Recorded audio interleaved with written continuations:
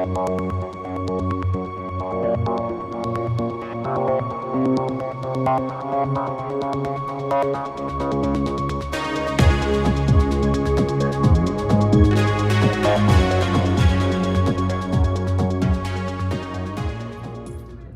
welcome back to Renee Ruth Music. Hope everyone is doing well. Yes. How are you? Good. Perfect. I'm excellent. You know, the music podcast is always fun because I love music. I just don't know anything about it. So I always feel like this is very educational for me. Chad's got to come up with these questions. They're like surfing the night going, what? Yeah, it's like I have no idea what I'm doing. It's fine. To be fair, I don't know too much about it. Yeah. It's always a learning process. I know about my music, but like there's a whole world out there of stuff. Yeah. And directions people are going, like even the NFTs in music, I'm like, what? Like, yeah, there's so much. So much. So don't feel too bad about it. No, so it's just it's fun and kind of exciting to kind of like hit different topics and things that I know you're kind of starting to work on that we may just not know a whole lot about. So I may not know either. Right? But we're gonna start with looping today. So I had a little chat with Fred and he was saying you guys are starting to work with looping now. So I was like, oh, let's talk about that. You did know the drummer's in the office now. Right. So that makes it super fun. Yeah, so I kind of get little tidbits. Yeah. So looping is recording on the fly into a seamless phrase that plays continuously over and over again. Is that Fred's quote? Yeah, that's not Fred's quote. Is it on the fly? Right. It's like we're on the fly. There's a whole article on it. On the fly. On the fly. Yes. Yeah. So it's got this like improv side to it, which, if you know much about me in music, I'm not a super big improv. Like, right. I'm a singer-songwriter, and I'm not. Everything I do is basically by ear. Even though I had like formal training in piano, like I took piano as a kid, I had no formal vocal training until way later in life. But I didn't, like, theory was not my forte. It's weird we're talking about this because this morning I literally was like, I should really just carve out time to do like Udemy, that like, you know, those, or like YouTube University on theory, songwriting and theory, because your success in this whole looping situation is being able to kind of like flow with the artists around you. So a song structure would have a certain chord progression change, and I'm good if we stay there. Yeah. When they start to deviate, I'm like, what? Like, what did they augment to? Like, I don't even know what that is. So like, doing some ear training and getting really better at like hearing those shifts and knowing interesting places to go without having, you know, on the fly. Right. It's on the fly. Yeah. Got it. So then is that's something that you're actually doing while you're performing, is creating this loop as well? Is that how that works? Yeah. Because it was saying that if you do it with microphones, it makes it possible for one performer to build an entire track from scratch in front of a live audience. So you know, Imogen Heap did that. So there are some well-known artists. Ben Harper was his last name. Yes. He looped guitar in his voice and sang into the guitar. There's another guy that used the guitar as a mic and would sing into it. Use it. You could beat that guitar and have a drum effect. So like, there are artists who were like one-man bands. Like, so when I went to see Imogen Heap perform in Norfolk long before the pandemic, I deliberately got a balcony because I wanted to watch her, because she had a whole stage of instruments and everything she did, she looped. Interesting. And so she, at the end of that show, and this to me is just mind blowing, but I think there's a little trick to this though, Imogen. I mean, if you didn't do this, I'm sorry, but I feel like this is what I would do. She wrote a song right on the spot. So she's up on the stage and she's going, okay, someone give me a key, and like everyone's shouting out keys, right? I guess people who know what keys are would shout. Everyone else is like, what? Like G, B, whatever. I feel like I probably would scratch the song out ahead of time and know my key, and I'd wait to hear that key. Now, Imogen Heap was probably so talented that she might have just been like, no, I'm gonna totally do this on the fly. I'd have to have some of that laid out ahead of time, I think, for at least now at my stage in music. But yeah, and then she would loop. Yeah. So like, give me a time signature. Like, so probably it started with a time signature. So she would start a beat to a time signature. Got it. And then it would be like, give me a key, and then she could hit a chord to the key. So like, at a very elementary level, it would just, looping is basically like, you know, you just have that running, then a chord running, and then you can think of it like making a sandwich. You just keep layering. Got it. Right, all these different sounds, and then what's cool is like you can take them. You take some of the sounds out, put them back in. You know, with a microphone, you can loop your voice over some of it. So we have a song called On Your Way to Nowhere. I think that's the one that we did. And we were performing at Louisa before the pandemic. We were Louisa's opening act for about 3 years running. Okay. We opened for formerly Jefferson Starship, from the A band from the 80s. Then we opened for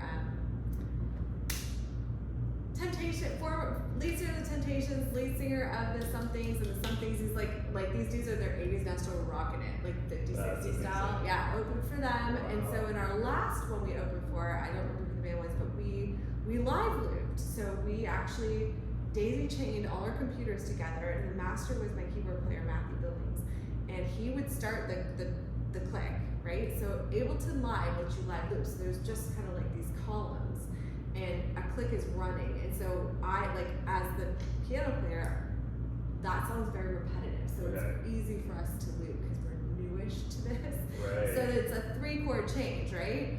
So I would loop my 3-chord change on the keys, and then I could, once I hit loop, I was free to do something different. Like I could go and like run a little thing, and I would, you know, you hit start, before the 1 comes in, you hit start, and then when you start playing that 4 or 8 bar riff, hit stop, and then I'm actually out of touch. We have to rehearse next week, but I haven't done that since before the pandemic. So I kind of left live performing for a while to go to the studio, and now we're kind of dipping back into live performing and getting back there. It's not that it's boring to do the songs that we recorded, but there is an element of like aliveness of like live everything, because it's never the same. It's always super interesting. So I even had it where I would loop my voice and I could like create background vocals for myself. And then when she recorded them, I use push 2, and they would record to kind of, there's all these little squares, and each square would be one of the things I'd recorded. So I could start and stop. So if we wanted to break it all down, you could end all the loops and go raw, and then you could like reintroduce them. Like it just becomes this really immersive, fun. Yeah. I don't know that every artist would enjoy it, but like we do. So it kind of just gives you like almost like a fuller sound, because you're able to. That's why you could be one person, like Ben Harper, and literally do a whole song by himself. Like he does it with foot pedals. I could not get the foot pedals. Yeah, I saw that you've got options for it. Like you can do it several different ways. Yeah, with the feet. And you know, they have those guitar guys have those pedal boards. Right. It's like a board where they attach all the different pedals. Maybe because I'm not a guitar player primarily, I couldn't process the pedal board. So like the push 2, when it came out, was kind of like the quick answer for me. Yeah. Or I'm getting a new Arturia keyboard that's got the squares right on the board. Okay. So you can actually like, and then you can even get craftier, because in Ableton Live you can assign like faders or reverb. You can assign them to knobs. So like I could actually like fade out a sound or like fade in a sound. Like you can get, or you could be fading a couple things, and like it. So then you turn into almost like a DJ. Yeah. It just can get so fun. That's and really cool. Yeah, you kind of saw at the last rehearsal, Chad came and took some fun photos at our rehearsal on Monday night, and we were kind of headed in that looping direction. Okay. That's awesome. So it's just kind of like adding. Matthew had his board set up. Yeah. But the reason we couldn't all loop is because we had, the only way looping works if you have multiple players is that everybody has a click. Otherwise you're gonna get out of time in a second. So we're all hearing like in our ears. Okay. And we're working off that on the, you know, you can even set it up, I think, to quantize. So when you're recording, it's automatically quantizing it, so it's in time and you're not having to okay, I'm getting super techie. No, you're Chad's like, you're fine. what? No, you're good. I mean, I guess. And I'm not even that techie, because like I'm talking so elementary, because I'm not like such a new space. So are we talking about this because you are starting to move back into more of the live show space? Is that why this is like starting to come back around now? Yeah, I guess. You know, as we wait for label talks and all these things to get done, and touring, you know, I'm still at my core, you know, a musician. And so there's just a piece of me that like, I missed being behind the piano, and like I missed that creativity. Yeah. So we're going back into it because we got the show down. We're right. We could open somewhere tomorrow. Right. We got the show down. No, that's true. So in an effort to keep growing, right, and without like bringing in the whole next album to learn, we're just gonna. I thought it'd be really fun because that's something I could see on tour. I could really see us like wearing the like playing raw, like so we don't do the tracks at all. Like we're just running the song raw, and then also doing one where we build that track sound, but from the ground up. Like we build it and we so every show, like you said, it's never the same because it's never gonna loop the same sound because we're gonna do different things. Yeah, no, I think it's just to keep it interesting. Yeah. Well, that's awesome. For us. Yeah. Well, exactly. Well, not everyone else is gonna think it's interesting, but we will. No, because again, I mean, that is kind of a newer space. You know, having taken a break from performing for so long, and so now kind of getting back into that kind of like integrating, figuring out what that space looks like again. Yeah, but in a very specific, like we do not. It was so funny because you know I did a solo show in like a bar atmosphere 2 nights ago, and I was like, okay, I paid my dues. Right. And so like this is definitely expanding in a very specific space musically for sure. Yeah. Not to go out to the bars and try that again, like. No. Well, we've talked in past episodes about how everything is social media now. Everything is getting your exposure on there. Artists are having to work so much harder now to get out there, to rise out of that. So you're now actually stepping into the space of having virtual assistants to help with that. Which is so exciting. So because there are so many platforms, like you had said before, trying to remain an artist means being able to be in that space and not having to worry about all the other ones because you're having to wear so many hats. Kudos to the musicians that are out there making it on their own. Like literally, you are the person posting the content. You are the person. Like what? Yeah. Because it used to be there was only 1 or 2 posts. Oh yeah, you just had to deal with YouTube or you were just dealing with Facebook. But now it's this amalgamation of things. And honestly, like I guess at the end of the day, somebody would probably say you should pick your space and thrive at a couple of them, right? I think, but then there's another school of thought where it's like have something in every space because you never know where it's gonna catch. I think the big thing is, and I said this to you, my passion is not content creation. That's not my passion. I want to be free to create and write music and write lyrics and like do the things that I love. And that's what I'm saying. Kudos to the musician that's doing all of it because where do you find the time to? It's a lot. Yeah.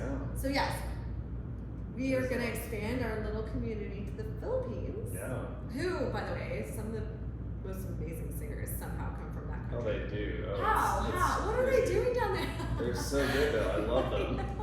Their voices are like, what? Yeah. Amazing musicians. So I want to ask the little girl that we're talking to, I'm like, so do you sing? I feel like all of them do. I feel like it's a choir down there. I know. Yeah, wild. So virtual assistant who's going to really kind of handle our content. Yeah. Because we're busy doing everything else. We're making a lot of. We just need someone to put it somewhere. Yeah. Someone that again, it's finding your place, your strengths, and working in those, and then outsourcing. Because that's how you grow. Right. Well, exactly. Well, I read this morning talking about that, about how Sync is now opening up a lot of opportunity for jobs because everything is about high quality video now. Because that's the thing. It's no longer enough to have just music. Now everyone's posting videos to go along with it. Yeah. Do you find that intimidating because we haven't really stepped into that space yet? No, because I still think songs have a space. Yeah. I still think people listen to music. Oh, they do. Absolutely. I still think people put I don't think people are just watching music videos. No. Because at the end of the day, I was trying to do this at the gym. Really cool YouTube video, Above and Beyond, did this unplugged, it was incredible.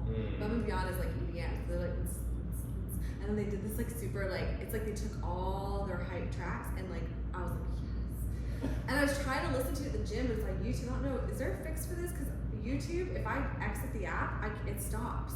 And I'm like, well, this is stupid, because YouTube's video. Right. So if I'm not watching the video, it stops. I'm like, okay, so there will always be a time when you just need music. So I think what will never exist. Okay, so chicken and the egg. Yeah. You will always have music. You will not have video in silence. The silence video days are gone. Those are gone. So video will always be music. Music will always not. I don't think music will always be video. Well, that's what I appreciate appreciate about us is that the podcast, you don't have to watch it. You can also just listen to it. Because who's got time to sit and stare at us? So We're very pretty. No, I'm just Right. kidding. So if you don't have time to be on YouTube, you Look can at also it listen to it later. on Podbean. So yeah, so I mean, we've kind of created that so that you do have that Recognizing ability. that audio will always exist. You can always listen. Video will never exist without audio. But audio can exist and will always be able to exist without video. Yeah. Always. So no, that's probably why. Like I think if I was a videographer, I would be heavily dependent on audio. But as somebody that's in primarily the audio space, but we recognize the need. That's why we're doing videos and we spent the money to make that real. Starting with Twitch and Yeah. starting to stream Yes, things like that to because kind there's of bring that out. Base for that. Yeah. So But no. I've always said, as long as you're making steps forward, don't worry about them. There's so much noise. That's what you're referring to. yeah. All of us now are trying to find our way through the noise. There's 1,000 artists that you could listen to at any second of the day. Mm-hmm. So much noise. So carving a space out of the noise is the secret. It's the secret. Yeah. So something you may not know. So I'm so excited to see what Teach you think me. about this. So you have DistroKid currently, correct? I do. So they just unrolled DistroVid, literally like 2 days ago. So now you have the opportunity to also include video. So you can have if you do get into the space of music video, where independent artists will now be able to upload video as well as audio. I'm seriously gonna put this out here. When it comes to my music, I have toyed with a music video idea. Yeah. I have no vision. I literally can't see it. Okay. I'm so excited. We've talked about this. We've talked about how I can totally envision all your songs.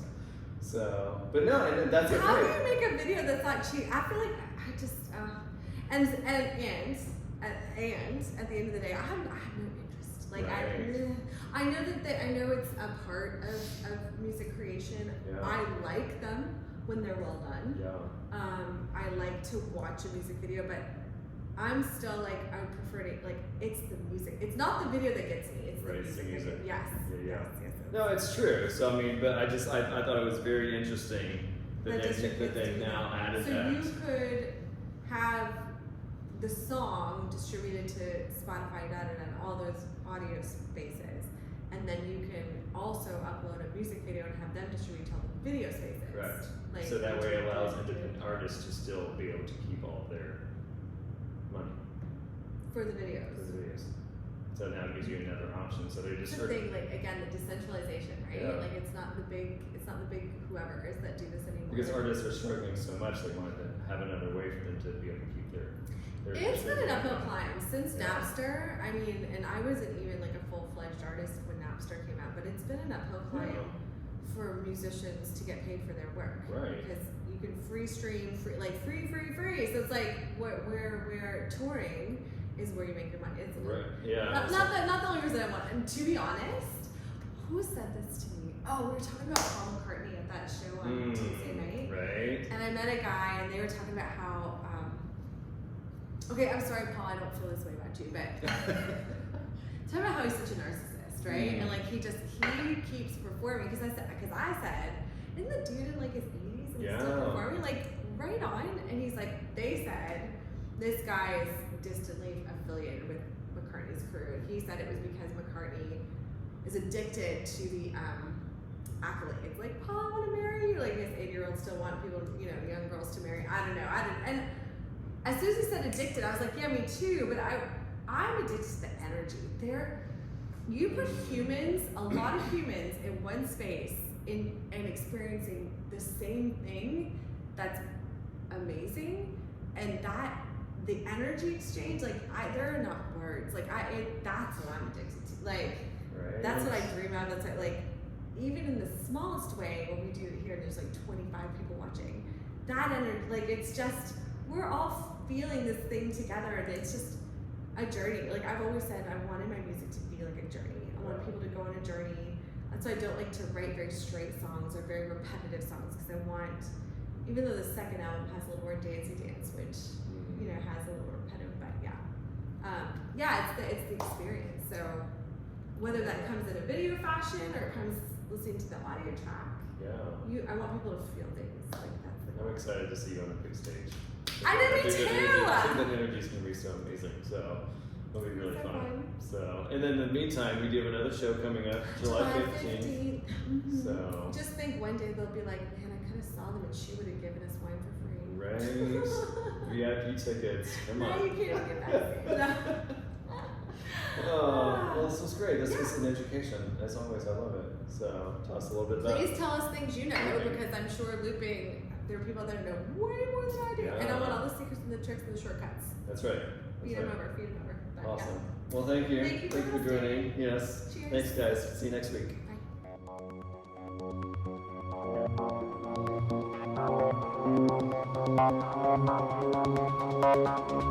Bye.